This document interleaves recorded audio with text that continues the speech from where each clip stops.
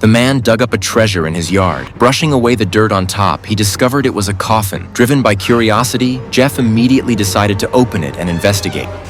The scene inside the coffin startled him. However, drawn by the lure of money, he opened the casket and pulled out a stack of bills, stuffing them into his pocket. Then he buried the casket back in the dirt and returned to the house. He wanted to verify the money, so he pulled out a black marker pen. After checking, he confirmed the money was legitimate. However, this unexpected windfall kept him from sleeping peacefully. All night, he suspected someone had broken into his house. The next morning, he rushed to the yard and hauled out all the money. After carefully counting it, there was over $4 million in total. Jeff began fantasizing about his future. Excitedly, he stashed the money in the utility room. To avoid being discovered by those around him, he only took out a little for household expenses. But from the day he found the money, a series of strange occurrences began unfolding. That night, as Jeff fell into deep sleep, he heard terrifying strange sounds inside the house. He suspected someone might have discovered his secret, so he grabbed a baseball bat to investigate. But when he cautiously came downstairs, the sounds mysteriously disappeared. Jeff began to wonder if he was being paranoid. After all, he'd gotten this money from nowhere. But when he drank some water to calm down and walked outside to look around, he was startled by a sudden meow. Jeff immediately felt something was very wrong. He rushed to the utility room. After confirming the money was safe and sound, he decided to turn off the lights and go to bed early.